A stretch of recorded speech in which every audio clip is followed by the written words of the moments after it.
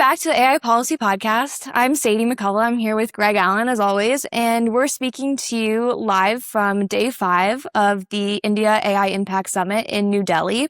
So, Greg, let's just jump right into it. Looking back at the past week, we've been quite busy. So what have been the standout moments and highlights for you in this experience? Well, overall, I think it's been a really important summit. A lot of big things have happened here. Conversations, we got really important updates in where we stand in the global AI policy conversation. I can't start there though. I have to start with my petty complaints.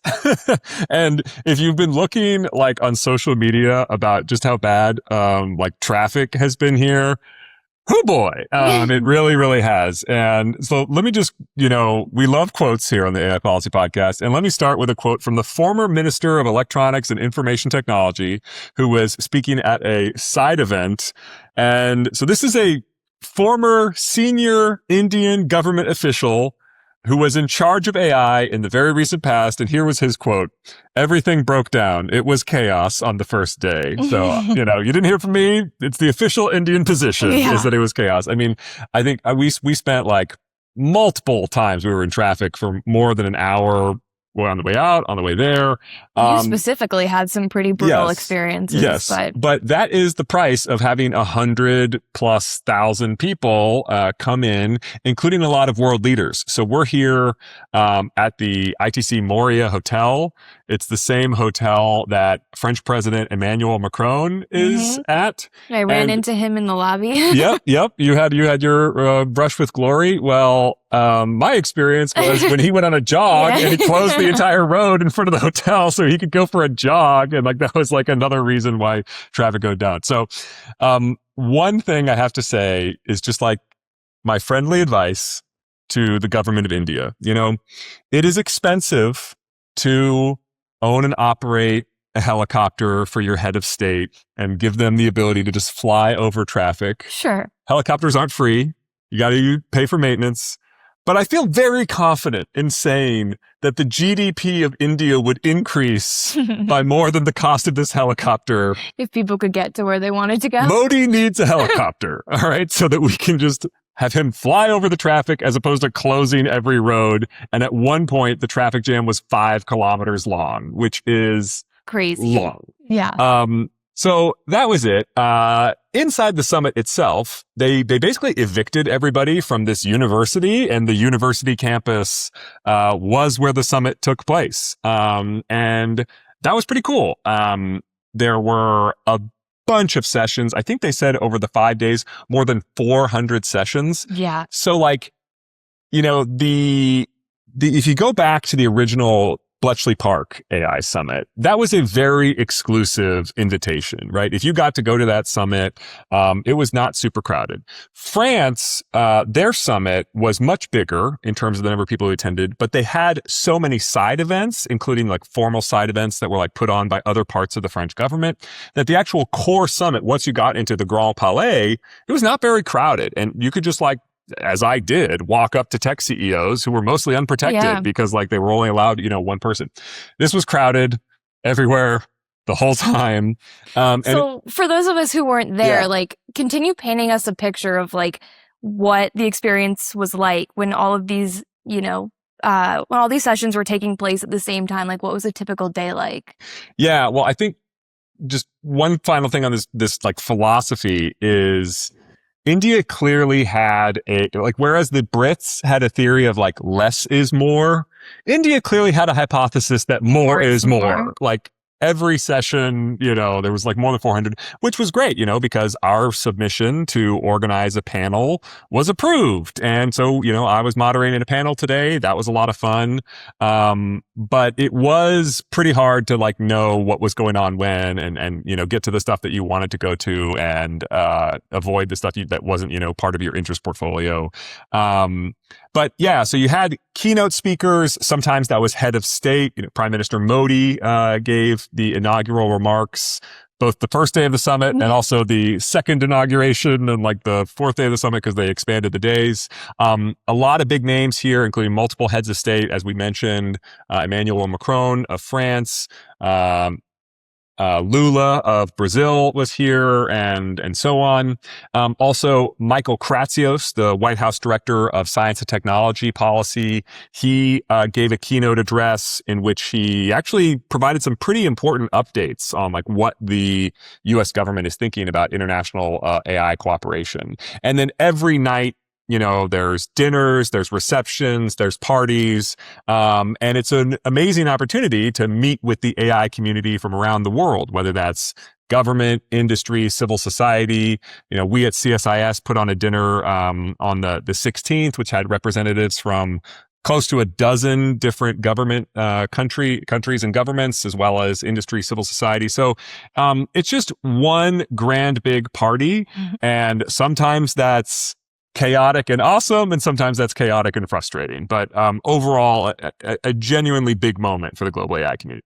Sure. And as you already started mentioning, we've been doing a few events related to the summit. So can you tell us more about what the Wadhwani Center has been doing and what events we were involved with? Yeah. So we here at the Wadhwani AI Center, really have I think it's fair to say like an important role that we play in Washington, D.C. with respect to international AI policy, which is, to the extent that the Washington, D.C. AI policy community has an opportunity to hear from and hear about and converse with foreign governments in the lead up to these summits. We've done events before the UK AI Safety Summit, before the Korean AI Impact Summit. Sorry, the Seoul AI Summit, I should say, and then the Paris AI Action Summit. In the most recent instance, we had S. Krishnan, who's a very high-level official in METI, which is the Indian Ministry of Electronics and Technology. So he got to go sort of the official preview to the DC policy think tank community, as well as, DC government officials. We also had a private roundtable with Abhishek Singh, who's the CEO of India AI, their government roundtable where he could solicit input from stakeholders in Washington, D.C. And then most recently, we had a big conference, which I should give credit to you for doing most of the organizing legwork, which was terrific. And that we had the ambassador of India to the United States in a fireside chat with the ambassador of France to the United States, as well as the principal scientific advisor. So we've just been doing a lot to help the Washington, D.C. AI policy community engage with India and to help India engage with this community to sort of have a good sense of what they should try to accomplish during this incredibly jam-packed week here at the summit. So just about a year ago, you were coming back from the Paris AI Action Summit. So how do you see these two summits comparing to each other? Well, both of them were big expansions of what had come before. As I mentioned, both the Bletchley Summit and the Seoul Summit were comparatively intimate and small, and the Paris Summit was a real expansion of just about everything. And one of the ways in which it was an expansion was that there was aspects of it that kind of felt like a trade show. The Bletchley Summit in the UK really was focused on a policy conversation around AI safety. And industry was there, but industry was there to participate in that policy conversation. By contrast, the Paris AI Action Summit, there was a lot of industry that was there to be celebrated and to announce big investments, which France did manage to attract some big investments, to showcase the strength of French industry and position France and to a certain extent Europe as a leader in the global AI conversation.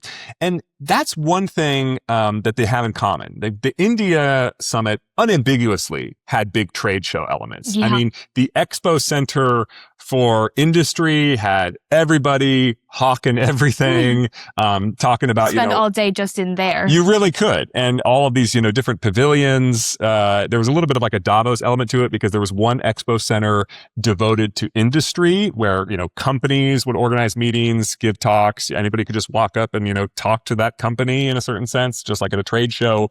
And then there was also a country expo center where there was the Japan pavilion or the Italy pavilion or the Switzerland pavilion, or the Gates Center put up an Africa pavilion. Sorry, not the Gates Center, the Gates Foundation put up an Africa pavilion. So there was just a lot of interesting stuff going on that really did have this interesting mixture of a policy conference, a trade show, a little bit Davos thrown in there. And again, More is more. I'm not sure that there was any aspect of the global AI agenda that India did not want represented here. Like everything was here. So on that note, let's talk more about, what India's goals were for the summit going into it. So what do you think India's goals were going into it? And do you think that the summit lived up to these goals? Yeah. So I think there's like the official goals, and folks who listen to this podcast have heard a version of that official narrative, both from the Krishnan interview that I did, as well as the fireside chat with Ambassador Quatra. But I think there's also the unofficial goals. And one of the unofficial goals was very much to showcase India as a rising AI leader with an important role to play in the global AI value chain and ecosystem. And I think they accomplished that. I mean, I think every company, the big frontier AI model developers, the big cloud hyperscalers, the other parts of the value chain, India was pretty good about sort of like holding their hand pretty tightly and saying, what are you going to announce at our summit? So Anthropic, for instance, announced a big partnership with Infosys in the months leading up to the summit. Microsoft, Google, Amazon all announced infrastructure investments of more than $10 billion in AI infrastructure in India. Which we're going to talk about in a few minutes. For sure. And so, converting this spectacle into an opportunity to announce deals while you have the world's attention, you want to convert that into benefits for your domestic country. And I have to say, I think India played their hand pretty well here. A second goal in terms of showcasing Indian leadership was not just on the industry side, right, attracting investment, but India is kind of in a moment where it's interested in going out into the world, right? Like more and more Indian companies have global ambitions, not just Indian ambitions. And we've seen a version of that with India's IT industry, which has been a major exporter of IT services to American companies for a long time. But I think what's new in recent years is more and more Indian companies are trying to sell to Africa. More and more Indian companies are trying to sell to Indonesia. So there's this whole like global South opportunity. And India really stands out as a global South country that has a legitimate venture capital ecosystem, that has a legitimate tech startup ecosystem. And as that ecosystem increasingly tries to go global and including going global in the global South, this was an opportunity for India to showcase its leadership and like what opportunity looks like when you partner with India. And that's true both on the private sector perspective, but also on the public sector perspective. One of the interesting outcomes of this was sharing of public sector AI use cases where India, they said, governments of the world, come talk to us about your most successful use cases for AI in the delivery of public services, and we're going to do the same. And the honest truth is that India does have like impressive achievements in the delivery of AI-enabled services, and that includes stuff like India has a serious problem with tuberculosis, and one of the things that they've managed to do is, one aspect of that problem is a shortage of professionals who are trained to interpret tuberculosis tests. And a very popular means of screening for tuberculosis in India is interpreting chest x-rays. So if you see, certain kinds of lesions on your lungs, that you can infer that there's tuberculosis. There's not a huge population of trained medical professionals who can reliably interpret these chest x-rays. And so AI services interpreting these chest x-rays makes those diagnostic tools available to a much larger population. They also have voice-focused AI-enabled chatbots. Some of this is done in concert with philanthropic organizations, whether that's the Wadhwani AI Institute, which is separate from the Wadhwani AI Center, but has the same namesake, or the Gates Foundation, which is also interested in delivering health-enabled AI services. So India does have like interesting stuff on its resume, and this was a cool opportunity for India to say to the rest of the world, we have a playbook where we think important things work, and we're happy to tell you how we did it. Like, we're not ramming anything down your throats and, demanding that you adopt, our approach as like some kind of New Delhi effect. But I think it was an opportunity to be proud and to share successes. And I think India did that well.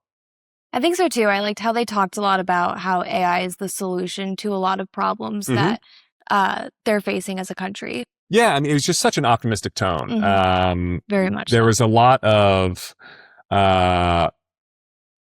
frankly, poo-pooing AI doomerism at this summit, even though, as I said, the Indian approach was more is more. So the AI safety community was here. They were, talking about the latest edition of the AI safety report. Some of the tech CEOs made some notable remarks on like the risks of AI, which we'll talk about. So it's not like India said no to the AI safety community participating fully in this conference, but there was, aspects of that were almost drowned out just because the overall tone in so many of the sessions were really focused on optimism. I agree. And now let's get into some of those investments that you started talking about earlier. So as you mentioned, the summit attracted major investments in India's AI ecosystem and served as a venue for deal making. So what were some of the most notable investments that were announced throughout the week? Yeah, so we already talked about like the biggest dollar figure ones were the ones that actually happened in the weeks running up to the summit. But in terms of like, I think what happened here this week, which I thought was interesting, was OpenAI announcing a partnership with Tata, and this is Tata Consulting Services, which among other things is like an IT solutions integrator and a powerful one for the delivery of IT services. And so the fact that OpenAI, which is the provider of ChatGPT, obviously, is now working with Tata to develop AI infrastructure for India and to train more Tata Consulting employees to apply the tools in their work. That's really interesting. Basically, this is a flagship company of India. It's the de facto national champion in a bunch of industries. And it's interesting that, OpenAI is their partner. And then OpenAI's rival, Anthropic, announcing a different partnership with a different Indian national championship, Infosys. That's really interesting.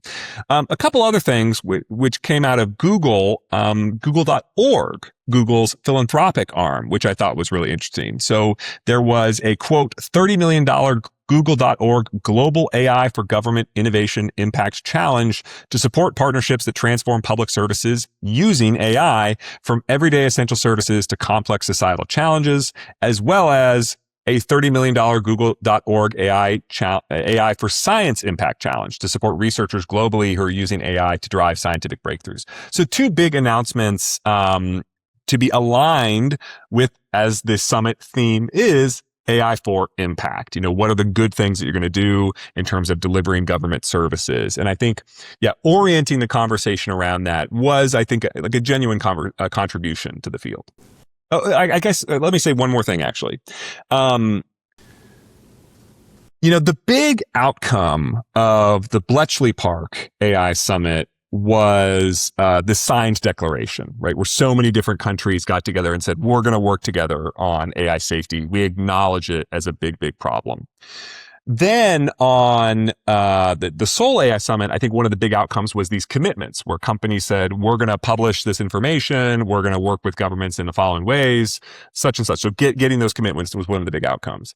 The Paris AI Action Summit, I would actually say that the biggest outcome was probably just shifting the global AI narrative. I mean, there was a real cutback in the resonance of, what the White House would call the AI doomerism message. The Paris AI Action Summit really did orient the global conversation back towards optimism, investment, economic growth, potential, productivity, et cetera. And to give, India a little bit of credit, I do think that they have certainly increased the volume in the global conversation about the delivery of impactful public services with AI, which I think is to their credit. And that Paris really shifted the global narrative for a year. I don't know if this one is going to, replicate that achievement in terms of this being something that we're talking about and thinking about for the next year, but I hope it is. It's a wonderful, wonderful goal. Sure. So in addition to all of those investments and deals that were made, we also saw tons of CEOs from leading tech companies. So let's talk about some of the most interesting speeches that we saw. You know what we have to talk about first, though, right? Oh, that they wouldn't hold their hands? Yes, yes. Of course. Okay, so, Prime Minister Modi got all these, these tech CEOs, including, all the leading cloud provider leadership and all leading AI model provider leadership. And whether it was by coincidence or by government demands, OpenAI CEO Sam Altman and Anthropic CEO Dario Amodei are standing next to each other. And at some point, Prime Minister Modi, grabs the two people next to his hand and raises the arm and makes it clear that everybody else on the stage is supposed to do the exact same thing. Everyone's looking left and right to see if everyone's doing it. Yes. And everybody out there, it's difficult for me to believe that you haven't seen this clip yet. But if you haven't seen this clip yet, go watch this clip. At least 5 different people have sent it to me already. Yes, it is amazing how Sam Altman and Dario Amodei just very clearly refuse to hold hands. It's like they would do anything. And they're trying to decide, what should they do given that they're not going to hold hands. And at one point, they have one arm up and the other is down. And then Sam, I think it was Sam, to his credit, cleverly realizes how odd that would look. So he just raises the other hand as a fist so that it's less obvious that he's clearly not holding Dario's hand. But the video is great. It's so good. If you were wondering whether or not there's still any bad blood between Sam Altman and Dario Amodei, I should say. Sorry, I often mispronounce his name for reasons I don't understand. But yeah, there just might be. There's still a little bad blood. Yeah. Yeah. So as you mentioned, there are CEOs from Google DeepMind, Anthropic, OpenAI, and they all gave speeches on Thursday, so yesterday. So what themes did you notice coming out of these speeches, and what other things really, sparked your interest? A bunch of big themes. I think one of them was we saw an updated timeline from technology CEOs about their predicted arrival of artificial general intelligence and artificial superintelligence. And, we've seen this oscillation since the launch of ChatGPT about whether or not the gains from AI, the increased performance potential of AI was likely to keep going or whether or not it was likely to plateau. And one of the moments that was really influential that we talked about on this podcast was, the rise of inference scaling, defeating the ARC AGI benchmarks. And that was really impactful in telling people actually, no, there's a lot more runway to continue making exponential performance increases. Well, just in the past few months, with the launch of Claude Code, there's really been an extreme uptake in optimism about AI agents and saying, yeah, we have a lot of runway with AI agents. These are delivering real meaningful boosts to productivity. And so that data point of just how powerful AI agents have become really just in the past 3 months, well, that matters for what CEOs think and what companies think as to how long we're going to continue making progress and when that progress growth curve might cross the line of basically as smart as a typical human for all the work that you can do on a computer. So I'm just going to read some of the quotes of what the major CEOs said on this topic, because I think it's a really important sort of good ones. New, you can almost call it the new conventional wisdom, right, among leadership. So here's from Sam Altman. Quote, we may be only a couple of years away from early versions of true superintelligence. By the end of 2028, more of the world's intellectual capacity could reside inside of data centers than outside of them. I mean, just think how much the world has changed since the launch of ChatGPT. Yeah. What he's saying is that the roller coaster ride that we're going to go on over the next 2 years makes what we've gone over the past 3 years look like nothing, right? That's just how much change, he's predicting. When he says true superintelligence, more of the world's intelligence is going to be in computers than in brains.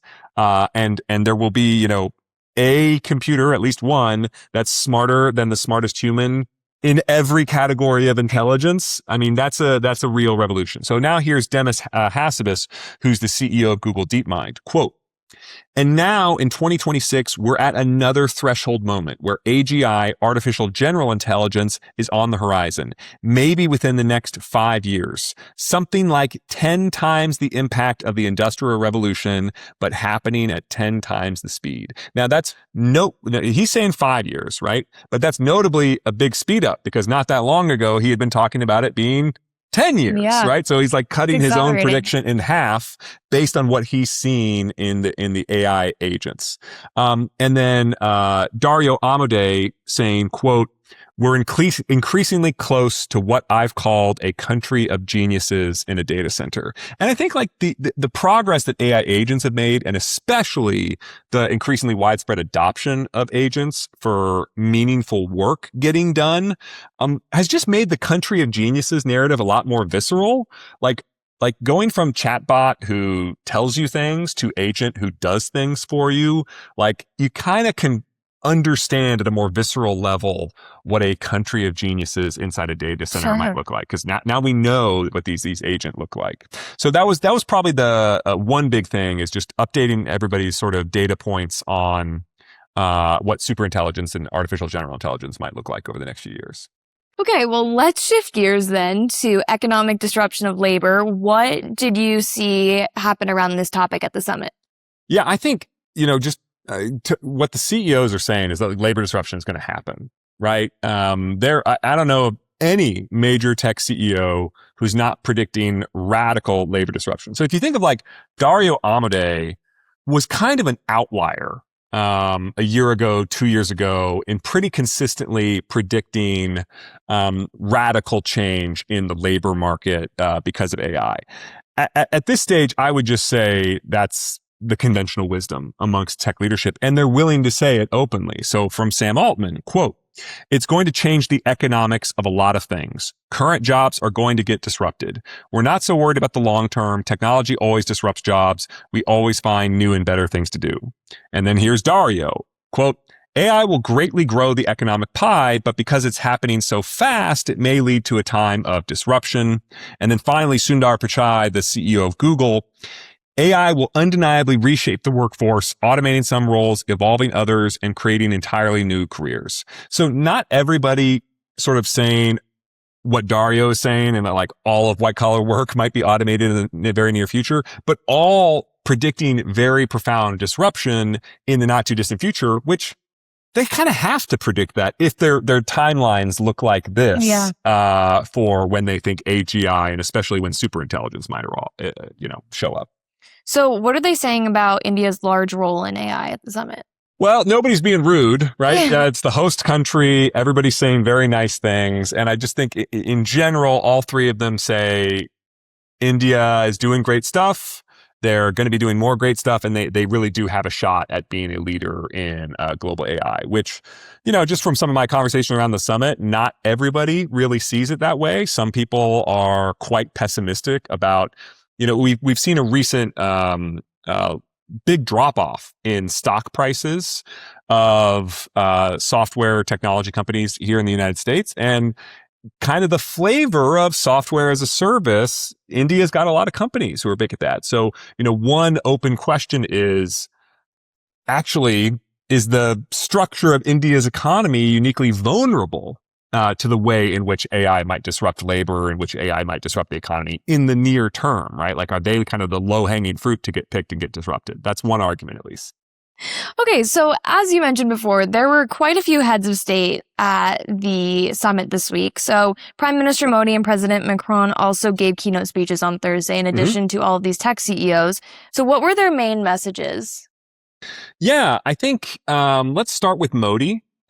Because he's obviously the host. Now, I had a ticket to his address, but his address was in Hindi. So the transcript ended up being more influential than my ticket. More than the sign language robot?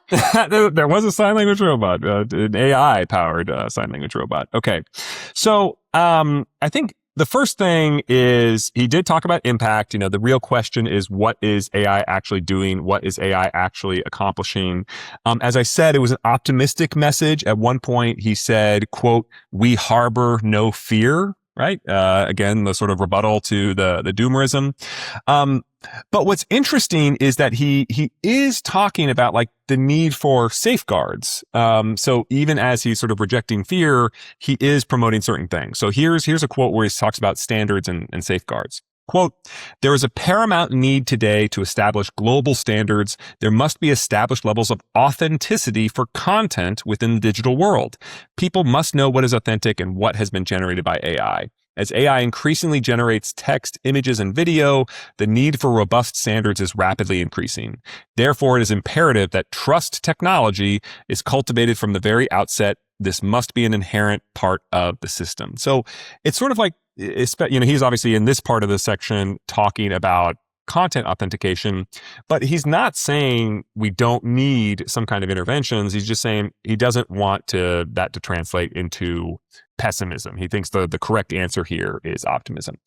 Another one of his big messages for the entire summit was inclusion.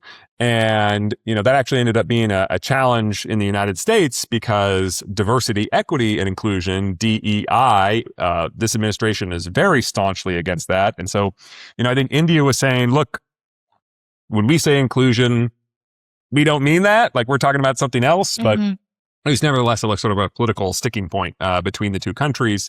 And the United States ultimately, I think, I don't know if the actual definitive answer has come out as of this recording, but I don't think the United States is going to sign the overall declaration.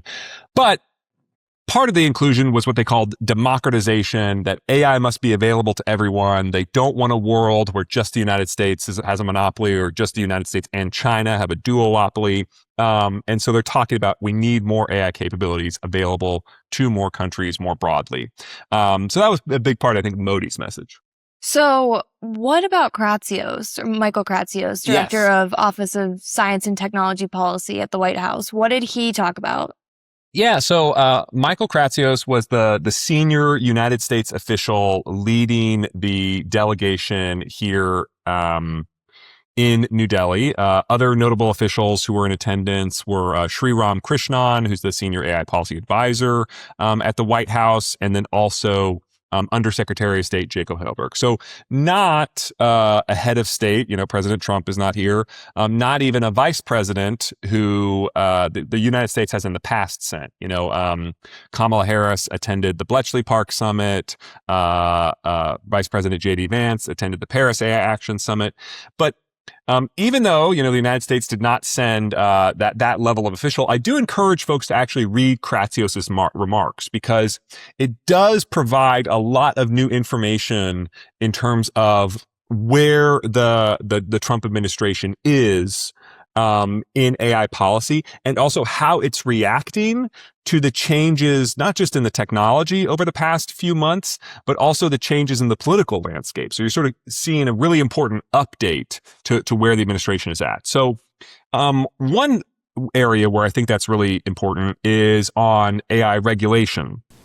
So he's critical of many regulatory efforts, but he's not critical of all new potential AI regulation. So if you look at the executive order that was designed to curb state-level AI regulation, it's really noteworthy. But here's what Kratsios said about regulation, and this is a long quote, but I do think all of this is actually important to understand where the White House is coming from. So, quote, "One is trust. Regulatory and non-regulatory policy frameworks that safeguard the public interest are necessary to earn the public's trust in AI, to give the American people confidence in these tools. The Trump administration seeks to support legislators as they construct a national policy framework that protects children, prevents censorship, respects intellectual property, and safeguards our workers, families, and communities." So, rewind the clock. What is he commenting on? He's commenting on the Congress's effort to pass a moratorium on state-level AI regulation, certainly large categories, not everything, of state-level AI regulation. And the topics that he's talking about here were a lot of the sticking points in that debate when that moratorium ultimately failed. And there was sort of a debate between those who wanted the moratorium first, but theoretically also wanted some kind of national AI regulatory framework. Congressman Jay Obernolte, who we had on this podcast, notably made that argument. So that was one side of the debate is, let's have the moratorium first and then let's establish the framework.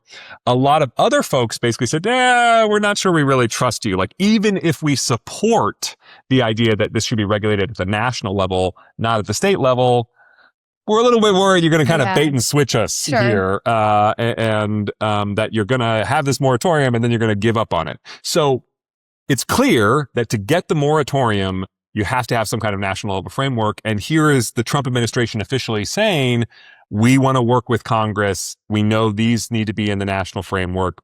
Let's figure out a national framework. Where that goes, I don't know, but that's really, really interesting. Second thing that Kratsios said on regulation, quote, the other primary limiting factor to U.S. AI adoption is regulatory certainty and clarity. It is our position that with smart updates to existing frameworks to reflect new technological realities, use case and sector-specific regulation best allows adoption. This gives industry confidence that tomorrow's rules will be common sense developments of today's, allowing them to focus on creative deployment. So that's really interesting because when you say what you need is regulatory certainty, that actually is not an argument for very low regulation or an argument for very high regulation. That's an argument for stable regulation. That's an argument for picking something and sticking with it. And so it's actually kind of an argument like, let's have this national AI regulatory framework. Let's figure it out fast. Like, let's get something on the books and then let's make sure that companies understand this is where we're going to be at. So I thought that was really interesting. That is interesting. So Kratsios said more interesting things. One is actually an extension of many of the issues that he was talking about when he came to CSIS, and I got to interview him about the release of the AI Action Plan. And it's intersecting with this debate, this term that was all over the AI summit, which is AI sovereignty. Yes. And I got to tell you, Sadie, I'm not sure I've ever heard two people define AI sovereignty the same way. Yeah. A lot of like the AI sovereignty debate is like, I know I want AI sovereignty, But what actually is it? Just sounds good. It's a big buzzword of this yeah. summit for sure. So Kratsios now has his version, which I think is like important. And this is kind of interesting. He's kind of connecting the idea of AI sovereignty with buying American technology, not renting American technology, not buying the technology as a service. So what I'm saying is going a little bit farther than what he said. So let's read what he said. Apologies. This is a long quote, but I think it's really important. So here we go. Quote, real AI sovereignty means owning and using best-in-class technology for the benefit of your people and charting your national destiny in the midst of global transformations. It does not mean waiting to participate in an AI-enabled global market until you have tried and failed to build self-sufficiency. Complete technological self-containment is unrealistic for any country because the AI stack is incredibly complex. But strategic autonomy alongside rapid AI adoption is achievable, and it is a necessity for independent nations. America wants to help. We believe that independent partners are critical to unlocking the prosperity AI adoption can open to all of us. That is why the president launched the American AI Export Program. That is why I am here with you today. America is the only AI superpower willing and able to truly empower partner nations in your pursuit of meaningful AI sovereignty. American companies can build large, independent AI infrastructure with secure and robust supply chains that minimize backdoor risk. They build it, it's yours. Now, isn't that interesting, right? Like, break it down for us. Yeah, I mean, what's so interesting is that this is about exports, and it really sounds like it's about hardware exports. He is not telling countries a message you could imagine that he would say, right? He might have said, hey, developing frontier AI models costs $700 billion. So you shouldn't do that. You should rent ours, right? Buy a subscription to ChatGPT, buy a subscription to Google Gemini, buy a subscription to Anthropic. Don't build your own. Instead, what he's saying, he doesn't say NVIDIA, but he's like, buy American chips, buy American data servers, data centers, partner with America and you will own it. They build it. It's yours.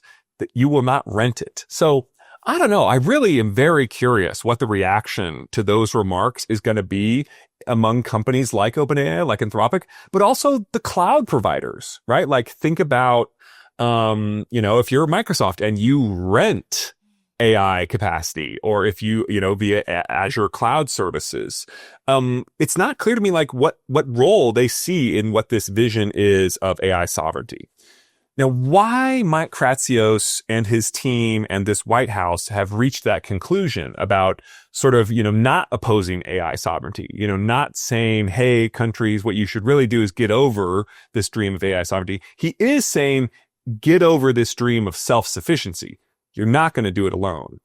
But what he's saying is, you can have sovereignty. We actually want to help you have sovereignty, which is a really interesting, sort of rhetorical stance for the United States to take. So why might he be doing that? One possible theory of the case is that he just thinks there's no fighting it, right? If he just goes around the world and has a message of sovereignty is bad, except permanent subservience to the United States, That won't go over well, I would assume. not every country is going to be down with that message. And in other parts, he criticizes the AI diffusion rule, which, some criticism of that have said it was designed to keep countries around the world dependent upon the United States AI stack. This is not an argument of forced dependence. This is an argument of enabled independence, which is really quite interesting. So one reason why he might have made this argument is just because he had to, because rhetorically there wasn't a way to make a pitch of, being pro-dependent upon America that would come off nice at a conference like this. Here's another reason. It actually comes from his colleague at the White House, Sriram Krishnan, who I got to see make remarks at a side event organized by the Tony Blair Institute, where he was very positive on open source AI, where he said, free and works pretty good is a very compelling offer. It was something to that effect. It wasn't precisely that quote, but it was close to that quote. So what if the White House has concluded that open source is going to win, right? If free and works pretty good is like an utterly compelling offer, then what that would imply is that, OpenAI as a closed source model provider, Anthropic as a closed source model provider, it's actually not going to dominate the world the way it does today. So if they have this prediction that ultimately open source is going to win, then, well, there's not a lot of money to be made in providing those open source models. Where is there money to be made? It's providing the chips that run those open source models. Sure. So I'm speculating a lot here. I'm reading between the lines a lot here. But I don't think the way I connected the dots is that crazy. I mean, it is certainly a plausible interpretation of what Kratsios said, combined with what Sriram Krishnan said. If I was the big AI model developers, if I was the big hyperscale cloud providers, I would be calling the White House and being like, yeah, why didn't you talk about how we're a part of this future? Okay. Well, we'll have to wait and see what happens. We'll have to wait and see what happens. All right. And at the risk of filibustering on my own podcast, there's one more thing that Kratsios said. Sadie, I appreciate you pairing with me. You're being a great sport. Sorry, I'm filibustering here. But okay. So he did one more thing, which was, again, follow on to what happened in the AI action plan and the executive orders that dropped at the same time. He's fleshing out the American AI exports program in both developed countries and developing partner nations. And that included creating the Tech Corps as a new partner initiative of the Peace Corps. Sorry, Peace Corps, I should say. I don't know why I'm, ignoring the silent letters. So the Tech Corps is going to actually go into developing countries and help them adopt AI-related public services and help them sort of build out digital infrastructure associated with AI. Why is that interesting? Why is it interesting that he put that in part of the Peace Corps and connected it explicitly to the American AI exports program?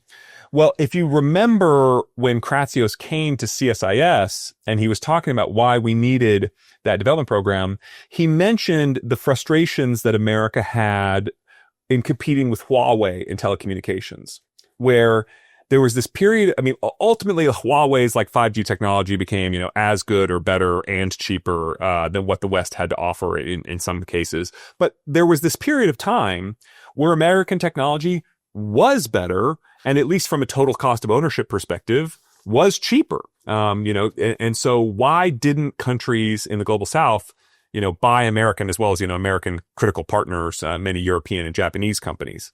And the hypothesis was that the Chinese government provided attractive financing options, so you can have the 5G or the telecommunications infrastructure now, and once that starts generating the profit, that's when you pay us back. You don't have to pay us up front. Okay. Well, he's talking about mobilizing all these government agencies to provide attractive financing options to buy the American AI stack, like the Development Finance Corporation is just one example. And the second thing he's talking about is this tech core. And there again, a lot of the benefits of Huawei was, we're not just going to like build this equipment and leave your country. We're going to build this equipment and we're going to train the 10,000 people your country needs to operate it yourself, right? So there's this whole attractive solution that Huawei would integrate for those countries where it's like, we are your one-stop shop. Everything you need is going to be from us.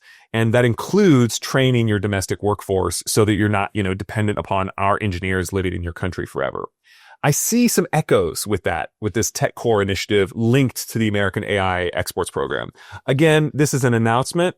All of this stuff is pretty nascent. We kind of have to see how the rubber is going to meet the road, but I thought that was super interesting. So let's finish up the episode with talking about French President Emmanuel Macron's remarks. What did you find most interesting about that, and what can you tell us about it?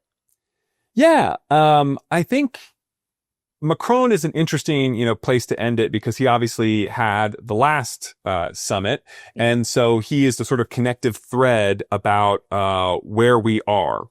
So there's a few things that I think are interesting. The first is I want to say around the importance of international collaboration. His quote said, "The old world said you compete or you lose. The new world says you connect or you fall behind." Now that's really interesting. I think it's a thinly veiled criticism of America, right? Being very explicitly and harshly competitive in many circumstances and saying that actually connection is a key part of it. He's also, just like Michael Kratzios, however, going against the self-sufficiency hypothesis, right? Countries are not going to do this alone. And then China really stands out as the country that really has embraced the self-sufficiency initiative and approach. The second thing is around sovereignty and independence. This is kind of interesting. I don't quite understand what he means here, but I still think it's an interesting quote. Quote, "India chose granular and smart, and Europe chose sovereign and scaled, but both chose independence, and both were right." Well, here's the thing. Like, India has sovereignty requirements, including in building out like cloud infrastructure locally. So what he means when he says Europe chose sovereignty and India didn't, I don't know what that means, but both chose independence. And maybe that's getting at, sort of the self-sufficiency versus other distinction. I don't quite know. But later he says, France and India share a common vision, a sovereign AI used to protect our planet and foster prosperity for all. So sovereign AI, I think, is like one of the buzzwords that's really reaching a crescendo here at this summit. And then finally, he has a defense of the European approach, which I think really is interesting because last year, he was pretty critical of the European approach. I mean, he was fighting against the EU AI Act, and I think in important ways succeeded in changing not just the way the act was written, but very, very importantly, especially around last year this time, the way the act was implemented, because the regulators do have quite a bit of flexibility. And so here's what he said as a defense of the European approach. Quote, "And opposite to what some misinformed friends have been saying," wink, wink, I think we're talking about America, "Europe is not blindly focused on regulation. Europe is a space for innovation and investment, but it is a safe space, and safe spaces will win in the long run. I'm sure of that." And so he's basically saying, what ultimately countries, companies, consumers are going to want is AI that works reliably, safely, as intended, over its use cases. And, to the extent that Europe has chosen regulation, it's in pursuit of that. And it's nowhere near as bad as I think Finley attacking the Trump administration has been saying. So look, that was a tiny fraction of what went on here at the India AI Impact Summit. It was already a lot. But hopefully folks found that useful as what we certainly took away from a really awesome week. Well, I think you hit the most important parts and helped everyone understand, but I've really enjoyed being here with you and talking more about it. So it's almost time for us to head to the airport, but literally, yeah, we're about to go get on the plane. But thanks so much for listening to this episode of the AI Policy Podcast. Greg will be back next week with more episodes, yes, so stay tuned. We've heard those of you out there who are crying for more News Roundup episodes, so we'll be back in the not too distant future next week with 2 episodes, 1 News Roundup and 1 interview. So stay tuned. Thanks for listening to this episode of the AI Policy Podcast. If you like what you heard, there's an easy way for you to help us. Please give us a 5-star review on your favorite podcast platform and subscribe and tell your friends. It really helps when you spread the word. This podcast was produced by Sarah Baker, Sadie McCullough, and Matt Mand. See you next time.